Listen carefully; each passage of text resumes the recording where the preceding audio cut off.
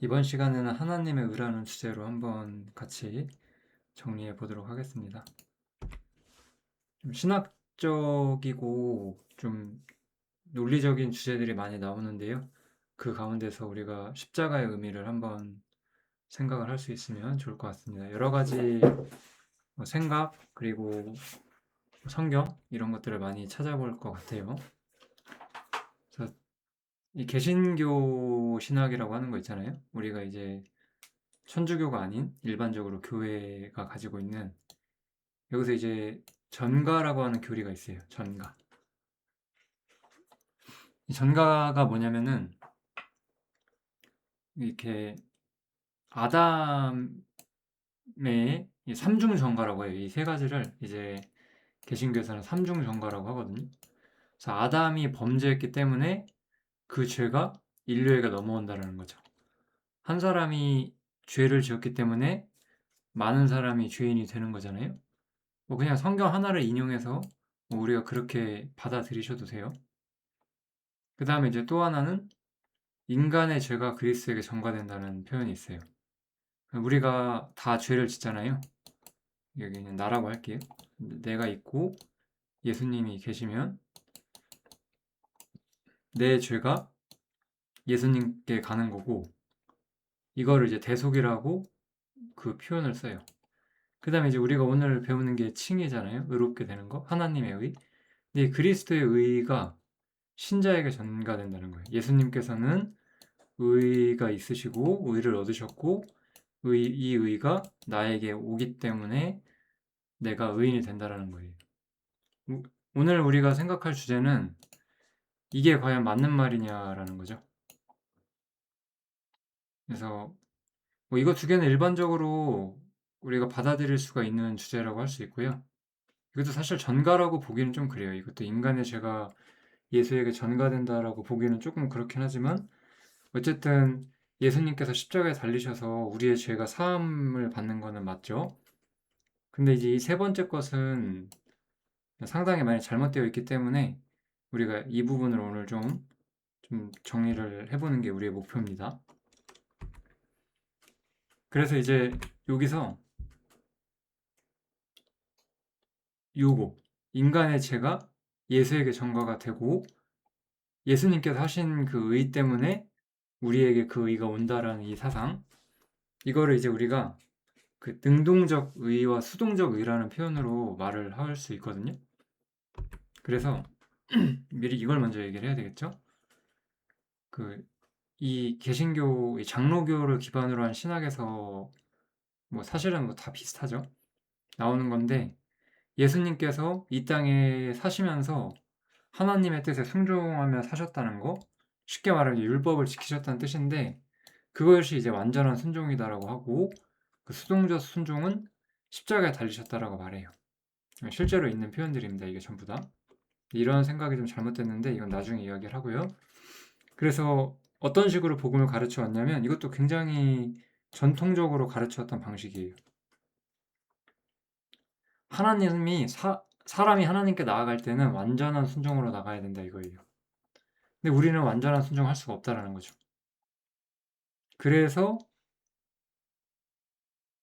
이 한 사람이 순종하심으로 많은 사람이 의인이 됐다. 이 말씀을 좀 활용을 해서 예수님께서 완전히 순종하셔서 우리가 의인이 된다. 아까도 제가 말했지만 아담이 범죄했기 때문에 많은 사람이 죄인 된 것이 사실 맞죠. 그것처럼 예수님이 순종하셨기 때문에 많은 사람이 의인이 된다. 이 말씀을 약간 좀 잘못 이해해가지고 예수님께서 의를 얻고 그 의가 우리에게 전가된다. 이렇게 개신교에서 좀 많이 가르치고 있습니다. 사실 어떻게 보면은 복음 자체를 안 가르치는 교회들이 더 많기 때문에 뭐 그냥 어설프게 교회를 다니는 분들은 뭐 이런 게 뭐 중요할 필요가 있나 그렇게 생각하실 가능성이 크지만, 우리가 제대로 주님을 믿고 하나님이 어떻게 우리를 구원하시고 하나님의 뜻이 무엇인지 궁금해 한다면 이런 주제들이 또 굉장히 중요해질 수가 있죠. 근데 이제 이런 문제들은 전부 다 아담이 도대체 무엇에 불순종을 했고 예수님이 무엇에 순종하셨는지를 우리가 정리하지 않기 때문에 그런 거예요. 여기서 이제 그리스도의 의가 전가된다는 것은 일반적으로는 율법을 예수님이 잘 지켰다라는 거예요. 쉽게 말하면. 예수님은 그 행실이 의로웠기 때문에 그것이 신자에게 온다라는 거거든요. 예수님이 하신 행실이. 근데 여기서 여기서 말한 순종이 과연 예수님의 행실이냐? 그게 아닌 거죠. 여기서의 예수님의 행실을 말하는 게 아니라 예수님의 죽음을 이야기를 하는 거잖아요. 죽기까지 순종하셨다고 이야기를 하는 거지. 뭐 예수님께서 율법을 지키거나 선과 의를 행하셨다는 그런 말이 전혀 아니죠. 여기서는 아담은 또한 아담은 율법을 어기질 않았어요. 왜냐하면 아담은 율법이 없었던 시절에 살고 있었기 때문에 아담이 율법을 어겼다고 생각하는 것도 성경을 너무 대충 읽는 거다 이렇게 생각을 하셔야 됩니다. 그래서 이런 생각들이 굉장히 잘못되어 있는 거고 이런 생각들은 우리를 율법으로부터 자유하게 하질 못해요. 왜냐하면 그리스도인들은 율법으로부터 자유한 사람들인데 율법으로부터 우리가 자유해지지가 않아요. 그래서 율법주의라고 하는 아주 중요한 이 문제가 발생을 하게 되고요. 어떤 점에서 사실 모든 기독교인들이 제가 생각하기에는 상당히 많은 그리스도인들은 우리가 율법적이지 않다라고 아마 주장을 할 거예요. 율법주의자들은 율법을 지켜서 천국에 가야 한다라고 말을 한다라고 말을 하면서 우리는 그렇게 말하지 않는다. 우리는 믿음으로 천국에 가고 율법주의적이지 않다. 이렇게 말하지만 율법주의는 사실 그런 게 아니에요. 그래서 오늘 제가 이 율법주의가 뭔지 좀 더 자세히 설명을 드려볼 계획이 있습니다. 어쨌든 이 율법에 대해서 먼저 한번 이야기를 해볼게요. 율법은 그 믿음으로부터 오지 않는다. 우리가 이 이야기부터 한번 시작을 해볼게요. 그 갈라디아서에 보면은 이런 말이 있죠. 하나님 앞에서 아무나 율법으로 말미암아 의롭게 되지 못할 것이 분명하다. 왜냐하면 의인은 믿음으로 산다라고 선언하셨기 때문이다 이거예요. 그래서 율법은 믿음에서 난 것이 아니다라고 이야기를 해요. 율법과 믿음은 전혀 상반되어 있는 거고 이것은 뭐냐면 우리가 다 믿음을 통해서 하나님께 가고 예수님께 간다고 생각을 한다면 율법과 믿음은 결코 양립해서는 안 된다라는 거죠. 성경에 그렇게 말을 하고 있다라는 거예요. 이게 이런 게 중요한 거예요. 여기 보면 제가 좀 메모를 해놨는데 예수님께서 율법을 지키셨느냐라고 우리가 질문을 한다면 우리는 예수님 율법 지켰다라고 봐야 돼요. 왜냐하면 예수님은 완전하신 존재였고 죄가 없고 하나님 자신이시기 때문에 율법을 어기셨다라고 생각하는 것은 말이 안 되죠. 그런데 여기서 중요한 것은 바울 사도가 말하고자 하는 것은 그렇게 예수님께서 율법을 온전히 지켰고 의롭게 행하셨고 의롭게 사셨기 때문에 그것이 우리에게 주어지는 것이냐 그렇게는 볼 수 없다라는 거예요. 예수님께서 의를 행하신 것은 분명해요. 그리고 내가 죄를 짓는 것도 분명하거든요. 근데 여기서 뭐 나의 죄를 주님께서 대신 갚아주셨다. 우리가 그렇게도 볼 수 있다 친다면 반대로 예수님이 의를 이루신 것이 나에게 왔느냐? 그건 아니라는 거죠. 이러한 개념은 성경에 없다라는 거예요. 오늘은 이거를 말하는 게 가장 중요한 문제라고 할 수가 있어요. 예수님께서 의롭지 않다는 뜻은 결코 아니에요. 오해하지 말아야 할 것은 예수님이 의롭지 않다라는 것이 아니라 예수님께서 어떤 행함을 통해서 의를 얻으셔서 그것을 우리에게 준다라는 개념, 전가잖아요, 그게. 이 전가라는 개념은 여기에 없다라는 거예요. 사실 우리의 죄가 전가돼서 우리가 죄가 없어지는 것도 아니에요. 좀 더 정확히 살펴보면 율법이란 것은 원래 본래 기능이 뭐냐면은 저주를 가져오는 거예요. 저주. 율법은 저주를 가져오는 거고 그래서 예수님께서는 우리를 위해서 율법의 저주를 받으셨고 그것을 통해서 율법의 저주에서 우리를 속량하셨다고 말해요. 이 말을 우리가 좀 더 자세히 살펴봐야 돼요. 우리가 성경에서 예수님께서 율법을 이루셨기 때문에 우리의 저주가 성령됐다라고 전혀 말하지 않는 거예요. 율법의 기능은 저주를 가져오는 거예요. 율법은 그것을 어기는 자를 심판하고 그것을 어기는 자를 저주하는 기능을 가지고 있기 때문에 율법을 어기면 저주를 받고 심판을 받아야 되는 거잖아요. 그래가지고 반대로 우리가 율법을 지킬 수가 없는 거잖아요. 우리가 율법을 지킬 수가 없기 때문에 우리는 저주를 받아야 돼요. 근데 그 저주를 예수님께서 대신 받으신 거죠. 근데 그렇게 예수님께서 대신 받으심을 통해서 그 우리의 문제를 해결해 주시는 거잖아요. 여기서 중요한 것은 예수님께서 율법을 이루어서 우리의 저주가 성령됐다 이런 식으로 접근할 수는 없다라는 거예요. 예수님께서 율법을 완수하셔서 뭐 우리가 그 의나 그 복을 얻는다 이런 생각 자체가 성경에 없다라는 거, 그런 것들도 좀 정리를 해주시면 좋을 것 같고요. 율법이란 것은 그래서 부가적이라는 거예요. 항상 율법이라는 것은 처음부터 있었던 것이 아니라 범법함을 인하여 더했다는 거죠. 우리가 보면 알겠지만 아까 제가 아담은 율법을 어기지 않았다고 제가 말씀을 드렸어요. 왜냐하면 모세 때부터 왔으니까요. 아브라함은요? 아브라함도 아브라함이 죄가 없냐? 그러면 죄가 없는 건 아니죠. 아브라함도 사람이었기 때문에, 아담의 후손이었기 때문에 분명히 죄가 있었을 거예요. 그렇지만 율법을 어겼느냐? 그렇게는 볼 수 없다라는 거예요. 그러니까 율법은 범법함을 인하여 더해진 것이고 율법은 부수적으로 더해진 것이기 때문에 율법이 의를 가져오는 수단이 되진 않아요. 왜냐하면 율법이 있기 전에 이미 믿음이 있었거든요. 다시 한번 우리가 이 문제를 생각을 해보면 아까 율법의 저주에서 우리를 속량하셨잖아요. 예수님께서 우리를 위해 저주를 받으셔서 율법을 이루신 것이 아니라, 마찬가지로 로마서에 보면은, 로마서 10장에 보면 이런 말씀이 있어요. 그리스도께서는 모든 믿는 자에게 의를 이루기 위하여 율법의 마침이 되셨다 이렇게 표현을 해요. 모든 믿는 자에게 의를 이루기 위하여 율법의 마침이 되셨다 이렇게 얘기를 하잖아요. 마침. 이 마침이란 게 뭐냐 이거예요. 마침은 끝난다는 거예요. 율법 체제는 끝나야 된다는 거예요. 의가 주어지려면. 이 말은 우리가 생각하는 것처럼 예수님께서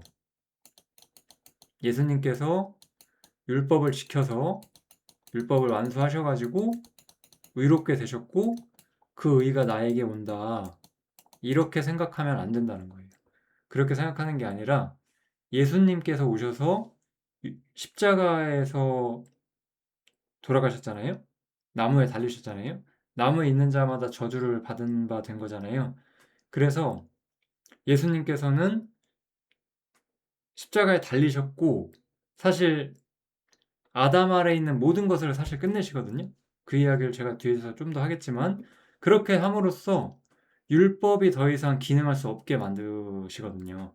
그래서 그걸 우리가 율법의 마침이 된다라고 말하는 거예요. 주님께서 십자가를 통해서 율법 체제 자체를 끝내셨어요. 율법 체제는 이제 존재하지 않는 거거든요. 그러면은 율법 체제를 끝내시기 위해서 십자가에 달리셨는데 반대로 주님께서 율법을 완수해서 우리에게 의를 준다라고 생각을 하는 거는 좀 모순되잖아요. 말이 안 되잖아요, 그게. 전혀 성경의 맥락과 이 그 복음이 가진 맥락에 전혀 맞질 않아요. 그냥 사람이 좀 엉성하게 생각을 해가지고 그냥 예수님이 행하신 뭐 그 능동적 순종 그것을 통한 의가 우리에게 전가된다 이렇게 표현을 해왔던 건데 사실 그렇게 엄청나게 맞진 않아요. 의라는 것은 무엇이냐? 의라는 것은 여기서 한번 볼게요. 이거 고린도후서 5장인데 의라는 것은 이런 거예요. 누구든지 그리스도 안에 있으면 새로운 피조물이 된대요. 그리스도 안에서는 모든 사람이 새로운 피조물이 돼요. 왜냐하면 예수님께서 죽을 때 우리 옛사람이 죽고 예수님께서 다시 부활하실 때 우리가 새로운 피조물로서 함께 부활해서 주님과 연합되는 거잖아요. 이 주제를 로마서 6장에서 아주 자세히 다루고 있고요. 그렇기 때문에 우리가 로마서 6장을 충분히 이해하고 있다면 우리가 그리스도 안에서 새로운 피조물이라는 걸 볼 수가 있어요. 이렇게 새로운 피조물이 되었기 때문에 우리는 새로운 피조물로서 하나님의 의가 되는 거거든요. 새로운 피조물로서. 그러니까 그리스도 안에서 하나님의 의가 된다라는 거예요. 하나님의 의가. 이 말이 뭐냐면 왜 여기서 제가 모든 것이 하나님으로부터 나온다고 한다면 내가 율법을 통해서 의를 얻는다? 물론 이거예요. 내가 정말 스스로 율법을 지킬 수 있냐? 그거는 불가능하죠. 그건 불가능한데 예수님께서 내 대신 율법을 지키셔서 의를 얻으셔서 나에게 준다. 그러면은 그 의는 하나님, 예수님께 받은 것이긴 하지만 그리스도 안에서 하나님의 의가 되는 그 의랑은 전혀 다르다라는 거죠. 그러니까 어떤 행위를 통해서 예수님의 어떤 능동적 순종을 통해서 우리가 의를 얻는다 이런 발상은 상당히 오류가 많다. 이렇게 생각을 해주시면 좋을 것 같습니다. 이 이야기를 제가 아주 빠르게 좀 정리를 했는데요. 뭐 어차피 뭐 깊이 들어가서 생각할 필요가 없어가지고 간결하게 정리를 했습니다. 근데 이제 율법주의는 여기서부터 출발을 해요. 아마 여기서부터가 우리가 좀 더 생각을 해봐야 될 거예요. 율법주의라는 것, 지금까지 본 의가 전가된다라는 생각 있잖아요. 의가 전가된다는 생각이 뭘 가지고 오냐면은 이 아담 안에서 이미 어그러진 존재들에게, 이미 죄인들에게 의를 부여하려고 하는 거예요. 나는 이미 죄인인데 예수님께서 의를 얻으셔서 그 의를 나에게 주겠다라는 거잖아요. 그러면 우리가 그 생각을 해봐야 돼요. 다른 존재가 내 책임을 이루어 줬어요. 근데 그렇다고 해서 내가 새로운 피조물이냐? 그렇게는 볼 수 없는 거죠. 왜냐하면 나는 여전히 아담 아래에 있는 존재라는 것은 변함이 없다라는 거예요. 아까 하던 것처럼 율법의 마침이 되셨다고 했잖아요. 예수님께서 십자가에 달리신 것은 아담 아래에 있는 사람에게 의를 주려고 하는 게 아니라는 거예요. 이게 아니고 아담 아래에 있는 인류의 모든 상을 끝내고자 하는 거. 율법의 마침이 되셔서 율법도 더 이상 우리와 상관이 없고 아담도 더 이상 우리와 상관이 없고 죄도 사실 우리와 더 이상 상관이 없게 그렇게 전혀 새로운 위치를 우리에게 가져다 주려고 하는 건데 의를 전가한다라고 하면은 이 전혀 새로운 위치 사실 이 전혀 새로운 위치라는 것은 아담 안이 아니라 이제 그리스도 안이죠.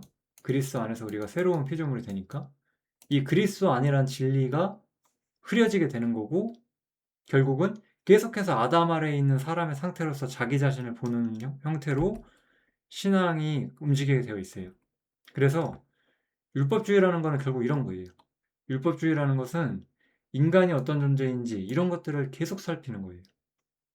그러니까 개인적으로는 내가 얼마나 악하고 내가 얼마나 부족하냐를 계속 보는 거예요. 원래 우리가 신앙에서 나의 어떠함을 보는 것이 아니라 하나님께서 내게 어떤 존재인지를 봐야 되는 거거든요. 이 믿음이란 건 이런 거예요. 내가 있고 하나님이 계신데 이걸 이제 언약이라고도 말하죠. 첫 번째 언약은 내가 하나님한테 어떻게 하느냐에 따라서 내 위치가 결정이 되는 거예요. 그럼 우리가 율법을 공부를 했으면 알겠지만 나의 어떠함으로 하나님과 나의 관계가 결정된다면 나에게 남은 것은 무조건 저주와 파멸 뿐이에요. 그냥 방법이 없어요. 이거는. 이거를 이해를 하시면 좋겠습니다. 그렇기 때문에 반대로 하나님께서 내게 어떤 분이 되어 주시는가를 우리가 생각을 해야 되는데 율법주의라는 건 결국 인간이 어떤 존재고 인간이 하나님께 어떻게 하느냐만 보는 거죠. 그러니까 율법주의 안에서는 이제 내 자신이 어떤가 또 신학적으로 가도 이제 뭐 인간의 전적 타락에 대해 탐구를 하고 뭐 이런 거 있잖아요. 이게 다 무익합니다. 이런 것들. 이런 탐구들은 다 무익하다는 거. 인간의 전적 타락에 대해서 많이 아는 것이 굉장히 뭐랄까 뭔가 겸손하게 보이는 것처럼 생각할 수 있거든요. 이건 겸손한 것이 아니에요. 겸손한 것은 하나님의 말씀을 인정하고 하나님만 바라보고 하나님께 의지하는 것이지 인간이 얼마나 악한지를 이해하는 것이 아니에요. 전혀. 그래서 인간의 전적 타락 이런 주제들을 많이 탐구하는 것도 상당히 무익하다 이렇게 생각해 주시면 좋겠습니다. 그래서 아까도 제가 말했지만 우리가 그리스도 안에 있다라는 것이 흐려지게 되면은 율법주의가 주류가 돼요. 이렇게 우리 자신을 보는 거. 이게 문제인 거예요. 제가 오늘 말한 이런 주제, 예를 들어서 예수님께서 내 대신 십자가에 달리셔서 나의 모든 죄를 용서하셨다. 이 죄사함.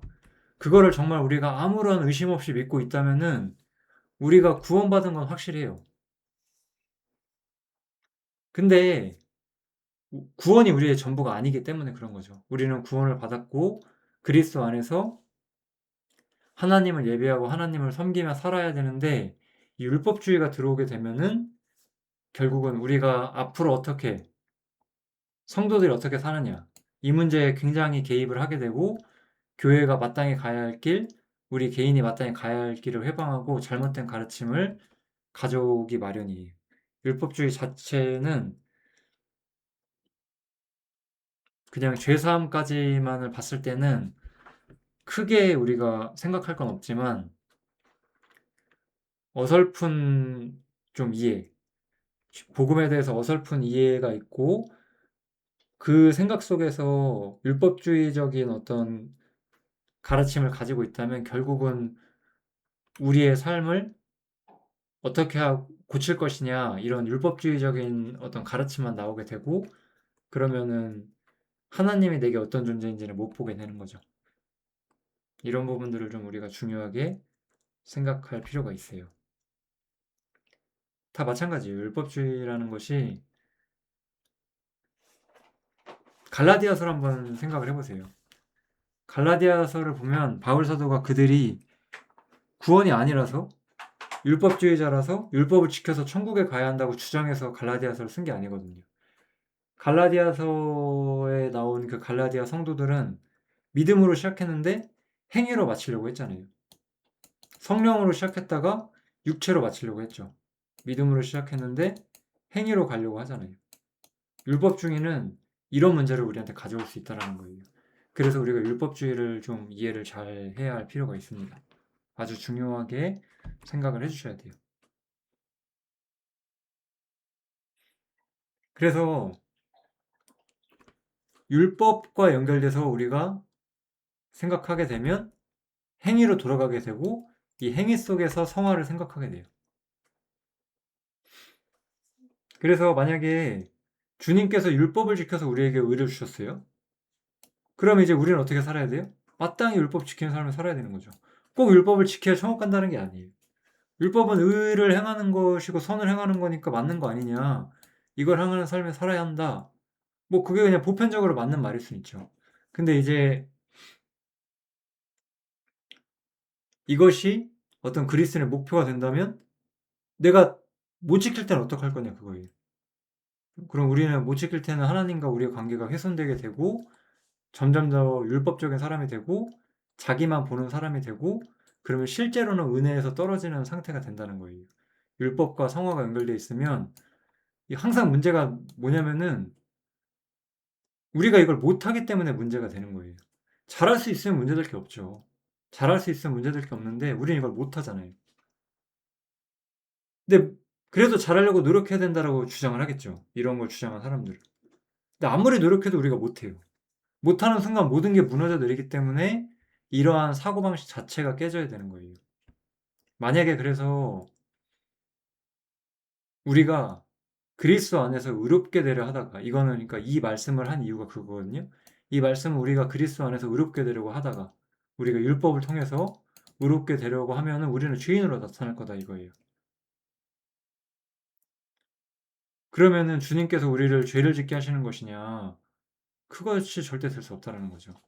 그러니까 율법과 성화를 연결시키는 것은 아주 치명적인 오류이다라고 우리가 생각을 해야 되는 거예요. 항상 구원받은 그리스도인들이 굉장히 연약하게 사는 모든 이유는 사실 여기서 옵니다. 여기서. 선을 행하고자 원하지만 선을 행할 수 없는 자신을 보면서 좌절하는 거거든요.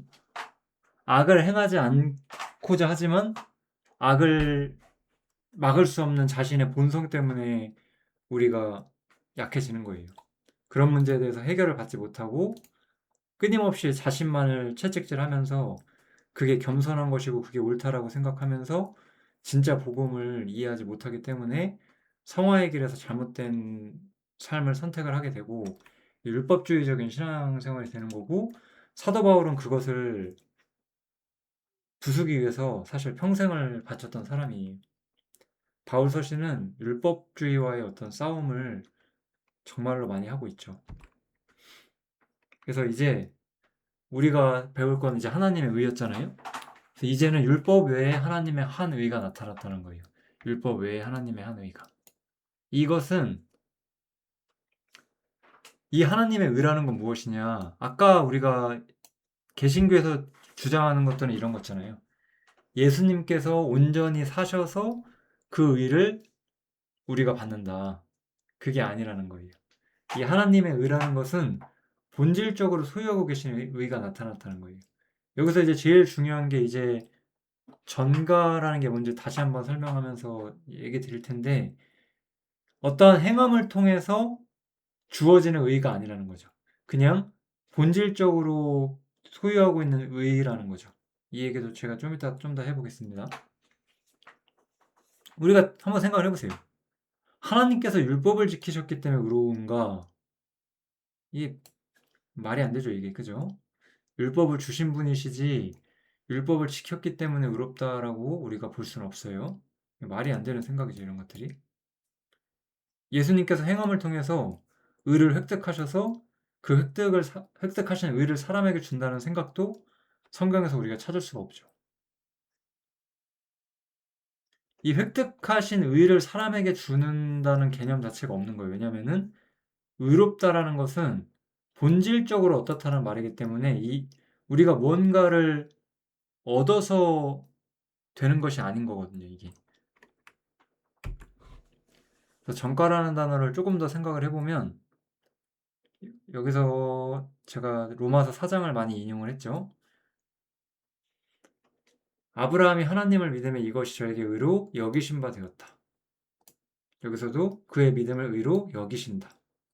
일한 것이 없이 하나님께 의로 여기심을 받는 사람의 행복에 대해서, 여김의 문제라는 거예요. 여김.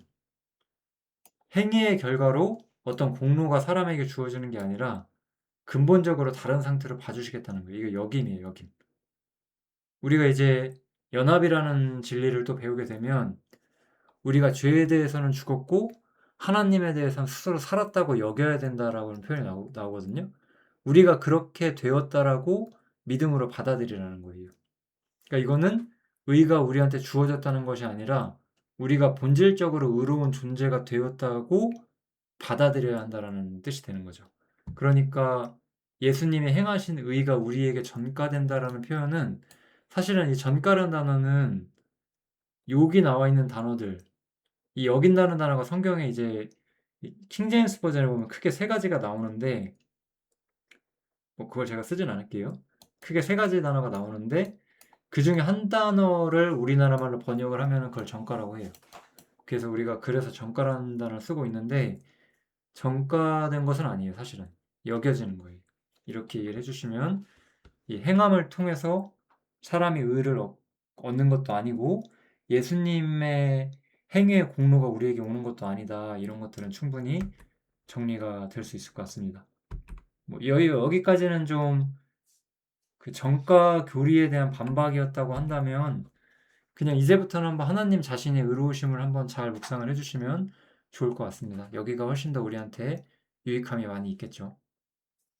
그래서 아까도 말했지만 하나님 자신의 본질상의 의로움인 거잖아요. 그래서 이건 뭐냐면, 예수님께서 십자가를 통해서 화목제물로 세워지게 되고 그것을 통해서 전에 지은 죄가 간과된대요. 이 전에 지은 죄라고 하는 거는 우리가 전에 지었던 죄를 말하는 것이 아니라 구약 성도의 죄를 말하는 거예요. 구약 성도들. 뭐 아무튼 그것을 통해서 자신의 의로우심을 보여주신다는 거예요. 하나님은 원래 의로우신데 십자가를 통해서 하나님 자신이 의롭다라는 것이 우리한테 나타난다는 거죠. 우리가 하나님이 의롭다는 거를 온전히 알기가 어려웠는데 십자가를 통해서 하나님이 의롭다라는 것이 우리한테 드러난다라는 거죠. 전시가 된다는 거예요. 보여지지 않았다가 딱 하고 나타나서 아, 하나님 정말 의롭구나 라고 우리가 볼 수 있게 되었다는 거예요. 예, 하나님께서는 의를 획득하실 필요가 없으세요. 처음부터. 예수님도 의를 획득하실 필요가 없죠. 본질적으로 의롭고 십자가를 통해서 나타내시는 거예요. 하나님의 의가 나타난다라는 거. 로마서 1장 17절 꼭 기억을 해주시면 좋을 것 같습니다. 복음엔 하나님의 의가 나타나는 거예요. 하나님은 의를 얻으실 필요가 없다는 거. 그것이 이제 아까 말했던 것처럼 화목제물을 통해서 되는 거죠. 화목제물로 전해진 지를 간과하심으로. 네. 즉 이것을 우리가 정리를 해보면 하나님께서는 구약의 성도들 용서하셨다는 거죠. 아까 전에 지은 죄가 구약 성도라고 했죠. 그래서 하나님께서는 구약 성도를 용서하셨고 이게 이 의미가 뭐냐면 로마서 3장에서 우리가 그 맥락을 보면 로마서 2, 3장에서 무슨 얘기를 하고 있냐면은 모든 사람이 불의하다는 얘기를 하고 있어요. 모든 사람이 불의하다. 그러니까 이방인도 유대인도 다 불의하다. 다 불의하다라는 거예요. 근데 누군가의 죄, 이 전에 지은 죄는 구약 성도 중에서 바울이 아니 다윗 같은 사람들을 말하는 거겠죠. 하나님을 올바로 믿었던 사람들. 그들의 죄는 하나님이 용서했다라는 거거든요. 근데 그러면은 우리가 그렇게 물어볼 수 있잖아요. 아니, 네가 아까 말하기를 모든 사람이 불의하다고 하지 않았느냐 이렇게 우리가 들을 수 있잖아요. 다 불의하다고 하지 않았냐. 근데 바울 사도는 그런데 그렇게 모든 사람이 불의했지만 하나님께서는 아브라함, 다윗, 요셉 이런 사람들을 용서하셨고 그들의 죄를 간과하셨다. 그 등 뒤를 던지셨다는 거죠. 바라보지 않으셨다는 뜻이에요. 용서하셨다는 뜻이 되는 거죠. 근데 이게 왜 그러냐? 예수님이 화목제물이 됐기 때문이다 이거죠. 그래서 예수님께서 화목제물이 되셨기 때문에 하나님은 과거의 죄를 지었던 사람들, 실제로는 의롭지 못했던 사람들을 하나님께서 의롭게 봐주실 수 있었다. 그 근거가 바로 예수님께서 화목제물이 되셔서 십자가에 달리신 것이다. 이렇게 이야기를 하는 거죠.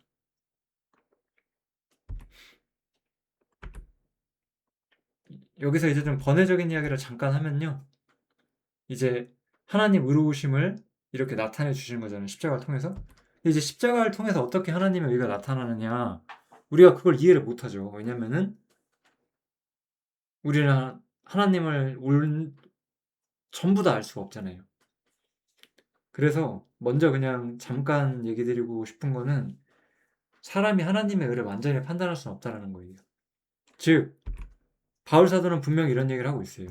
십자가를 통해서 하나님의 의가 나타나고 사람이 그 의를 보고 아 하나님 의로우시구나 이렇게 알 수 있다는 거거든요. 근데 이것이 제가 오해하지 말라고 이야기를 하는 거예요. 우리가 마치 더 우월한 존재라서 저걸 보니까 하나님 의롭네? 아 하나님 의롭지 않네? 이렇게 평가할 수 있는 입장에 있는 건 우리가 분명 아니라는 거예요. 우리가 분명 그런 입장에 있는 거는 아니지만 최소한 바울은 그 십자가가 가진 엄청난 그 결과물 때문에 인간은 하나님을 의롭다라고 말할 수밖에 없다. 이렇게 이야기하려고 한다는 거죠. 우리가 어떤 더 하나님보다 높은 존재로서 하나님의 행동을 하나님의 생각과 어떤 그 실행을 우리가 의롭네 마네를 우리가 평가할 수 있다는 건 아니라는 거예요. 반대로 이 모든 걸 보니 하나님은 정말 의로우시고 나를 구원해 줄 수 있는 그런 분이시구나 이렇게 받아들일 수 있다라는 거죠. 그래서 이건 이제 욥기인데요. 스스로 의롭다 하여 나를 불의하다 하느냐. 인간이 이렇게 할 수가 없다라는 거예요. 하나님은 나처럼 사람이 아니신즉 내가 그에게 대답할 수 없으며 대등하게 재판할 수도 없다. 우리 사이에 손을 얹을 판결자도 없다. 사람이 하나님의 의를 평가할 수 있는 건 분명 아니에요.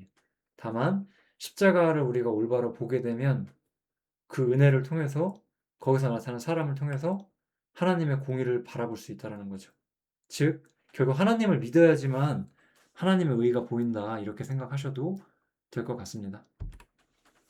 예, 이 십자가에는 분명히 그 하나님의 공의와 사랑이 나타나잖아요. 우리가 아직 죄인 되었을 때에 그리스도께서 우리를 위해 죽으셨고 하나님께서 우리에게 대한 자기의 사랑을 확증하셨다는 걸 우리가 봤죠. 자기 아들을 아끼지 아니하시고 모든 사람에게 내어주신 이가 어찌 아들과 함께 모든 걸 우리에게 은사로 주지 않겠는가 라고 말했고, 누가 능히 하나님의 택하신 자들을 송사할 수 있느냐, 의롭다 하시는 하나님이시다. 하나님께서 사람에게 의를 주고 또 반대로 누군가는 심판하고 사람을 용서하고 이 모든 것들에 하나님의 공의와 사랑이 나타나고 있고, 그것을 본 사람들은 사실 하나님을 믿고 하나님의 의로우심을 찬양할 수밖에 없는 거죠. 반대로 믿지 않는 사람들은 여전히 하나님을 불의하다고 말하고 하나님의 택하신 자들을 송사할 수 있지만 실제로는 할 수 없죠. 지금 하나님께서 지켜보고 있으니까 그렇게 참람한 말을 할 수 있는 것이지 진짜 하나님과 맞설 수 있는 존재는 없잖아요. 그래서 하나님의 의로우심이라는 거는 로마서에서 말하기로는 십자가를 통해서 하나님의 의로우심이 나타나요. 그렇지만 이 의로우심은 뭐 우리가 평가해서 이해할 수 있는 건 분명 아니다. 이렇게 생각해 주시면 좋겠습니다. 어쨌든 이렇게 자신의 의로우심을 나타내셨고 두 번째로는 그것을 믿는 자들을 의롭다고 하시겠다라는 거예요. 믿는 자들을 의롭다고 하시겠다. 그러니까 이 자신의 의로우심을 그냥 나타냈고 똑같이 믿는 자를 의롭다고 하는 거니까 아까 우리가 처음에 했던 것처럼 예수님의 행위를 통해서 우리한테 어떤 준 의는 전혀 아니다. 우리가 그렇게 또 생각을 할 수가 있죠. 그러니까 행위를 통해서 의를 얻는다는 생각은 총체적으로 비성경적이다라고 보셔야 됩니다. 여기서 이제 그러면 이제 두 번째로 생각해야 될 거는 지금까지 생각한 건 하나님께서 의롭다는 거였어요. 여기서부터는 이제 하나님이 아니라 하나님을 믿는 자들이 의롭다고 할 수 있는 건 뭐냐 이 얘기를 하는 거예요. 그건 쉽게 말하면 경건치 않은 자들, 우리가 로마서에서 분명히 나왔죠. 모든 사람은 의롭진 않거든요. 근데 어떻게 경건치 않은 자를 하나님께서 의롭다고 하실 수가 있느냐 그거예요. 이 첫 번째 로마서에서는 사실은 이미 구약 성경을 믿고 있었고 구약 성경에 익숙한 사람들이 많았다는 것을 가정해서 이미 구약 성도들도 경건치 않았지만 의롭다함을 받았다라고 그냥 성경을 인용을 하죠. 이렇게 출발을 해서 이제 여러 가지 또 어떻게 경건치 않은 사람이 어떻게 믿음만으로 의롭게 될 수 있느냐 그것을 설명을 하는 거예요. 이 문제는 사실 십자가의 가치에서 오는 거예요. 십자가의 가치에서. 십자가의 가치에 대해서 이 첫 번째로 말하고 싶은 것은 하나님께서 어떻게 보시냐는 거예요. 하나님께서.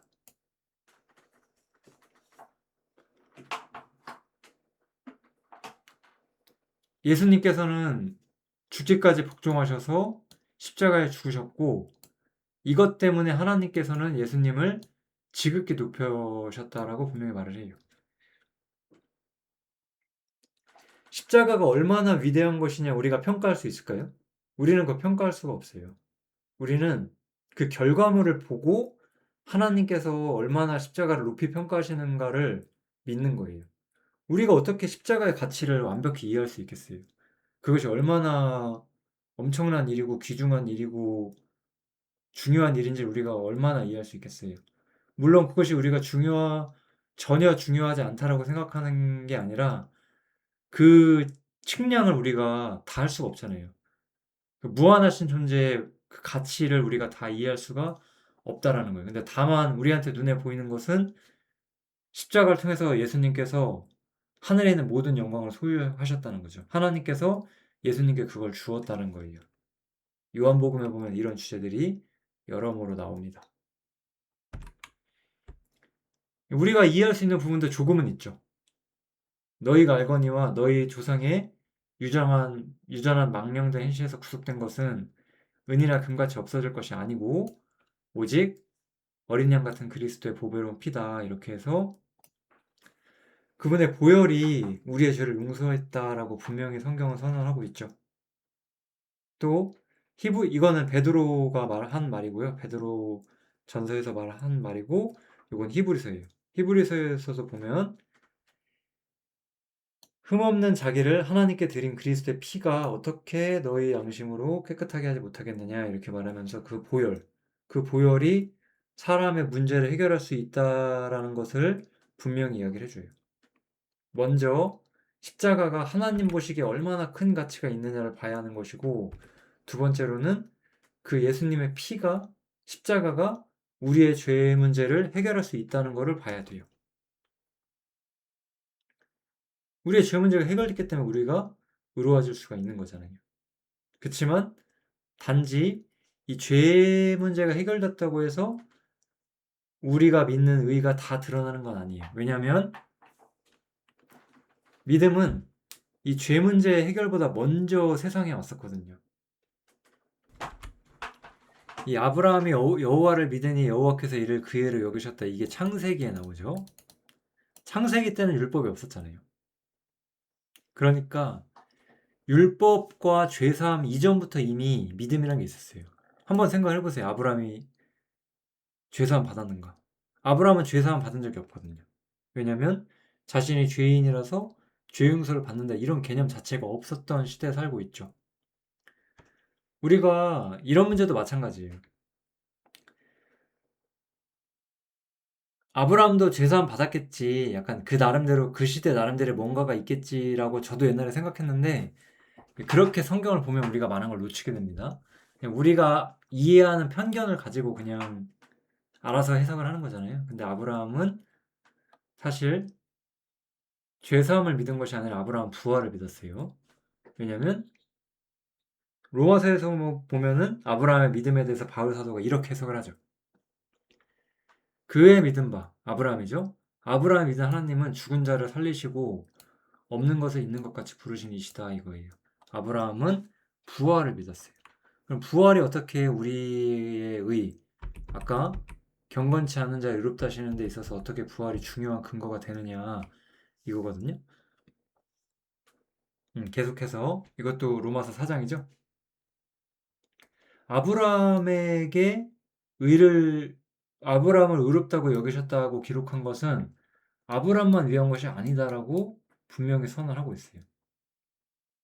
또한 그것은 우리도 위함이다라고 이야기를 하죠. 왜냐하면 우리는 어떤 사람들이냐면 예수를 죽은 자 가운데서 살리신 이를 믿는 자다. 여기서 그러니까 우리는 아주 중요한 걸 보게 돼요.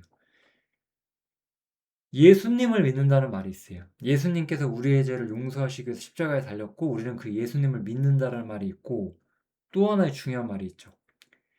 예수님을 죽은 자 가운데서 다시 살리신 분, 하나님이시잖아요. 하나님을 믿는 믿음이 있어요. 예수님을 부활시키신 하나님을 믿는 믿음. 그래서 아주 중요한 것 중 하나가 나오죠. 예수님께서는 우리의 범죄함을 위하여 내어줌이 되었고 아까 분명히 이 문제를 이야기를 했어요. 그죠? 죄와 이 문제를 해결하는 데 있어서 그 예수님의 보배로운 피, 이 얘기가 분명히 나왔죠. 근데 이제 우리가 의롭다고 여겨지는 데 있어서 무엇이 필요했는가? 부활이 필요했다라고 이야기를 하는 거예요. 그러니까 만약에 여기서도 우리가 한 번만 짚고 넘어갈까요? 예수님께서 온전한 순종을 통해서 우리에게 의가 주어졌다고 한다면 이것은 비성경적이죠. 왜냐면은 부활이 없잖아요, 여기에는. 여기엔 부활이 없기 때문에 이렇게 받아들이는 건 또다시 비성경적이다라고 우리가 생각할 수가 있어요. 부활이 없으니까요. 그죠? 우리에게 의가 주어지려면 예수님이 부활하셔야 돼요. 근데 우리 예수님께서 이 땅에 살면서 온전히 순종하셔서 우리에게 의를 넘겨주신다라는 표현에는 부활이 없죠. 그래서 그렇게 생각하는 것도 또 오류가 될 수 있다고 볼 수가 있습니다. 그럼 부활은 우리한테 무엇을 가르쳐 주는 것이냐? 부활은 우리가 그리스도 안에 들어갔다라는 걸 가르쳐 주는 거예요. 성경에는 그리스도 안에 있기 때문에 우리에게 주어지는 축복이 나와요. 고린도후서에 보면은 하나님의 약속은 그리스도 안에서 모두 다 예가 된다는 표현이 있거든요. 그래서 하나님의 모든 약속들은 그리스도 안에서 예가 되는 거고, 우리가 그리스도 안에 들어가는 방법이 바로 예수님의 죽음과 부활에 있다는 거예요. 그래서 예수 안에 있는 자에게는 정죄함이 없게 되고, 우리가 예수 안에 들어가기 위해서는 예수님이 죽으실 때 우리 옛사람이 죽고, 이게 세례죠. 침례라고도 부르죠. 예수님께서 부활하실 때 우리도 그 안에서 함께 부활했다는 거거든요. 우리가 그 안에서 함께 부활하면서 그리스도 안에 들어간다는 거예요. 그래서 내가 율법으로 말미암아 율법에 향하여 죽었다. 아까도 제가 이 말씀을 인용했었죠. 율법과 우리가 상관이 없다는 거 하면서, 이게 어떻게 가능하냐 그거예요. 왜냐면 내가 아담에게 있을 때는 항상 나는 율법을 못 지키는 사람이었어요. 그쵸? 나는 율법을 못 지키는 사람이었어요. 근데 십자가가 우리한테 말해주는 건 뭐냐면 내가 죽었다는 거예요. 그리고 내가 다시 살아난다는 거죠. 그리스도 안에서 부활한다는 거예요. 그래서 그리스도 안에서 부활했을 때 나는 새로운 피조물이 된다는 거예요. 그래서 율법에 대해 난 죽었기 때문에 부활한 나는 더 이상 율법과 상관이 없다라는 거예요. 새로운 피조물로서. 그러니까 율법을 지키거나 이 땅에서 온전한 행함을 통해서 의를 얻었다는 것은 잘못된 거죠. 왜냐하면 우리가 가진 의는 부활하신 그리스도 안에 있는 의거든요. 그러니까 이것은 율법과 상관이 없는 의고, 율법과 전혀 연결되지 않는 그런 의라는 거죠.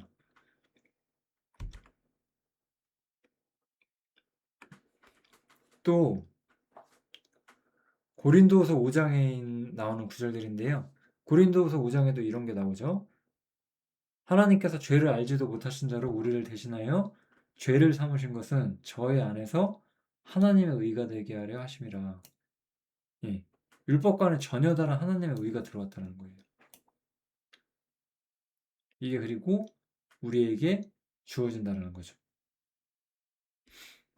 우리가 그리스도 안에서 하나님의 의가 되는 거고, 이거는 율법과는 전혀 상관이 없는 거예요. 왜냐하면 하나님 자신의 의가 우리에게 주어지는 거니까요.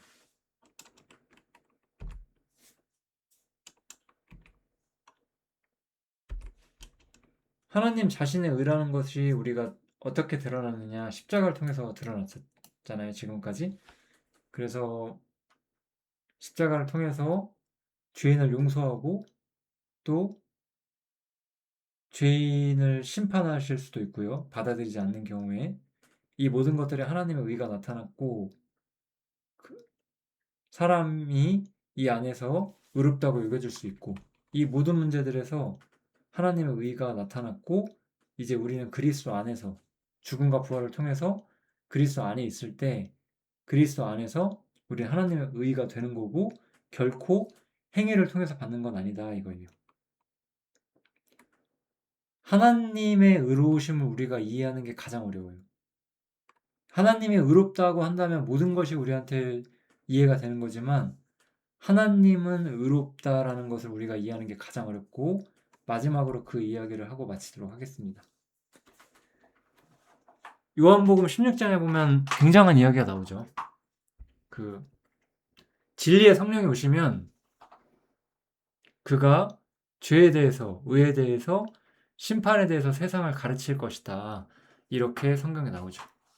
그래서 죄에 대함은 너희가 나를 믿지 아니하며, 의에 대하여 함은 내가 아버지께로 가니 너희가 다시 나를 보지 못하며, 이렇게 말하죠. 그래서 의라는 건 뭐예요? 의라는 걸 가장 잘 가르쳐 주는 것보다 예수님께서 하늘에 올라가신 것이다 라는 거예요. 이 말은 우리가 의에 대해서 참 오만 가지 말을 하죠. 뭐 기독교를 모르는 사람도 무슨 의인 이런 말을 쓰기도 하고요. 우리에게 의는 훨씬 더 중요하고, 유대인들도 의는 이런 것이다라고 생각을 해왔고, 어쨌든 의는 무엇이냐에 대한 이야기가 굉장히 많았어요. 그런데 의를 너희가 정말로 알려면 내가 하늘에 올라간 게 뭔지를 너희가 알아야 한다. 사실 그런 말인 거잖아요, 이거는. 의에 대하여 함은 내가 아버지께로 가니. 내가 아버지가 계신 하늘에 올라가니까 너희가 나를 못 본다. 이 땅에서 너희가 의를 볼 수 없다라는 거죠. 예수님께서 하늘에 올라가셨고 땅에는 의가 없다는 거죠. 그러면 예수님께서 땅에서 무언가를 행하셔서 의를 얻었다. 그것이 또한 말이 안 되는 거예요. 왜냐하면 예수님께서 하늘에 올라간 것이 의니까. 예수님께서 이 땅에서 온전히 순종했기 때문에 하늘에 올라간 게 아니죠. 원래 하늘에 있으실 수 있는 분이셨고 오히려 십자가에 죽으시고 부활하셨기 때문에 하늘에 오르신 것이지 이 땅에서 뭐 율법에 대해 온전히 순종하셔서 하늘에 오르신 건 전혀 아니잖아요. 이 말을 우리가 좀 해석을 해야 돼요. 이게 굉장히 어려운 구절이기 때문에 이 말을 해석을 좀 해봐야 되는데 하늘에 올라가셨다는 게 뭐냐 이거예요. 아까도 제가 말했지만 하늘에 올라가셨다는 것은 예수님께서 부활하셨다는 얘기를 하는 거죠. 부활하시고 승천하셨다는 거. 이게 이제 베드로 그 사도행전 2장이죠. 사도행전 2장에서 베드로가 설교를 하는 건데 하나님께서 오른손으로 예수를 높이셔서 그 예수님께서 부활하시고 승천하셨다는 표현을 이렇게 하는 거죠. 근데 이것이 무슨 의미냐? 이 예수님의 부활에 대해서 베드로가 해석하기를 이렇게 해석을 하는 거예요. 시편에 보면 이런 말씀이 있다. 다윗은 하늘에 올라가지 못했다. 그렇지만 이런 말을 남겼다. 주께서 내 주에게 말씀하시기를 내가 네 원수로 네 발등상 되게 하기까지 너는 하나님 우편에 앉아 있으라 이렇게 얘기를 했다. 이렇게 지금 베드로가 설명을 하고 있는 거예요. 이것은 시편에 기록된 것이 다윗 자신의 이야기가 아니라 예수님의 이야기를 하는 거고 예수님께서 원수로 발등상 될 때까지 하나님 보좌 우편에 앉아 있게 될 것이다라고 이야기를 하는 거예요. 이것이 바로 예수님이 하늘에 오르셨다는 표현인 거죠. 그럼 왜 예수님께서 하나님 보좌 우편에 앉으시냐라는 거예요. 아까도 말했지만 예수님께서 하늘에 올라가는 것이 의고 그럼 우리 예수님께서 하나님 보좌 우편에 앉으셨다는 이것은 의가 무엇인지 우리한테 가르치는 중요한 단서가 되는 거예요. 그럼 이게 뭐냐? 요한복음을 다시 보면요. 요한복음에 이런 말씀이 나오죠. 다 십자가를 염두에 두고 예수님께서 하신 기도잖아요. 다 요한복음 13장부터 17장을 사실 너무나 중요하고 다들 아실 거라고 생각을 해서 제가 다 설명은 안 하겠지만 그런 게 있다라는 거 아는 거지 내용이 결코 쉬운 건 아니죠. 요한복음 13장부터 17장이 다 어렵죠. 내용들이 굉장히 어렵습니다. 아무튼 예수님께서 하나님 보좌 우편에 오르시는 것이 의고 왜 예수님께서 오르시게 되느냐 이런 거예요. 때가 이르렀사오니 아들을 영화롭게 하사 아들로 아버지를 영화롭게 하게 하옵소서. 이제 십자가의 때가 왔고 아들을 영화롭게 해주십시오라고 하는 거예요.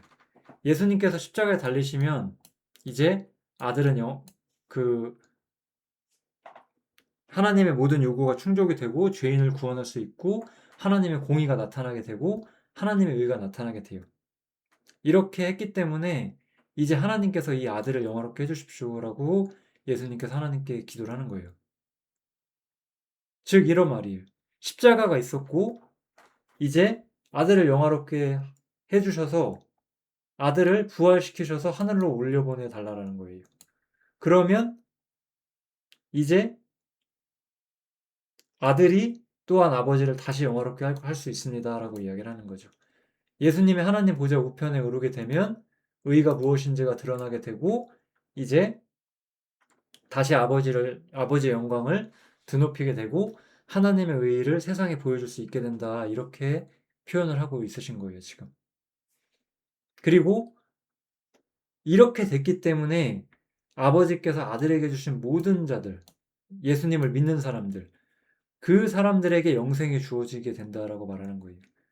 요한은 이것을 죄사함이라든가 보혈이라든가 그런 단어를 많이 사용하지 않아요. 요한은 우리가 영생을 얻게 되는 데 있어서 영생을 사람에게 주려면 아들이 하늘에 올라야 한다라고 말을 해요. 아주 상당히 새롭게 표현을 하는 거지만 굉장히 결정적이에요. 무지하게 어렵기도 하고요. 내용이. 예수님께서 십자가에 달리셨고 하늘에 오르셨고 아버지께 모든 권세를 받고 그 권세에 의해서 믿는 사람들에게 영생을 주신다는 거예요. 그 영생은 하나님이 의롭고 하나님께서 영생을 주실 수 있고 아들을 통해서 그것이 아들이 원하는 자에게 주어진다는 것이 드러나게 된다는 거예요. 그래서 영생은 결국 무엇이냐? 영생은 곧 유일하신 참 하나님과 그에 보내신 자 예수 그리스도를 아는 것이다. 이렇게 나오죠. 그럼 이 말의 의미는 결국 뭘까요? 유일하신 참 하나님과 그에 보내신 자 예수를 안다라는 말은 결국은 하나님의 의를 본 사람이 된다는 뜻인 거예요. 쉽게 말하면. 영생은 결국 하나님의 의를 본 사람이에요. 세상에는 유일하신 참 하나님과 그냥 예수에 대해서 그냥 지식을 가진 사람들이 많이 있어요. 근데 그 지식 때문에 그 사람이 정말로 영생을 가졌다고 볼 수가 없죠. 오히려 이 십자가를 통해서 예수님께서 하나님을 영화롭게 했고 이제 영광을 얻으신 하나님께서 예수님을 하늘로 높이시고 그렇게 예수님께서 하나님 보좌 우편에 계시기 때문에 의가 나타났다라고 말하는 거잖아요. 여기서 내가 아버지께로 갔기 때문에 너희가 날 보지 못한다. 그게 바로 하나님의 의다라고 이야기를 하는 거죠. 이 땅에서 얻는 의가 아니라 하나님을 영광스럽게 하는 의가 나타났다는 거예요. 하나님 자신의 의가 나타났다는 거죠. 그리고 그 의가 이제 누구에게 주어진다? 믿는 사람들에게. 영생을 얻게 되는 사람들에게. 아버지께서 아들에게 주신 모든 사람들. 영생을 얻는 사람들 혹은 유일하신 참 하나님과 그의 보내신 자 예수를 아는 사람들인 거죠. 이게 다 같은 말이다. 이렇게 우리가 어느 정도 이해할 수가 있습니다. 요한복음에 대한 주제는 제가 따로 다뤄야 할 만큼 또 굉장히 방대한 이야기들을 담고 있어서 이 요한복음 17장에 굉장히 내용이 많습니다. 그래서 지금은 좀 핵심만 좀 짚었고 좀 나중에 기회가 된다면 이 요한복음을 좀 다시 한번 정리를 좀 했으면 하는 좀 계획을 가지고 있습니다. 어쨌든 십자가에서는 분명히 하나님의 의가 나타난다는 거예요. 하나님의 의가 나타나는 거예요. 즉 제가 계속해서 주장하는 것은 예수님께서 땅에서 어떤 의로운 행위를 하셔서 뭐 그 능동적 순종이죠. 그 개신교의 교리에 따르면 율법을 지키셔서 의를 얻으시고 그걸 우리에게 준 게 전혀 아니라는 거예요. 예수님은 십자가에 달리셨고 그것을 통해서 하나님을 영화롭게 했고 거기서 하나님의 의가 나타났고 거기서 사람들에게 영생을 주는 근거가 나타났다는 거예요. 의랑 영생, 구원 이 모든 것들은 십자가에서 오고 예수님이 이 땅에서 하신 삶에서는 전혀 오지 않습니다. 물론 예수님은 죄가 없으시고 죄를 모르시는 자이고 당연히 율법을 완벽히 지키실 수밖에 없는 분이시지만 결코 예수님이 이 땅에서 율법 지켰다는 것이 의 자체는 될 수 없다. 이렇게 생각해 주시면 좋을 것 같아요.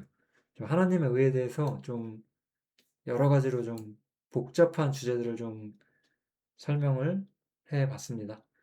좀 내용이 좀 어려울 수 있는데 어쨌든 십자가를 통해서 모든 의가 나타난다는 건 너무나 선명하고 중요하잖아요. 그런 부분만 잘 정리해 주시면 좋을 것 같습니다. 감사합니다.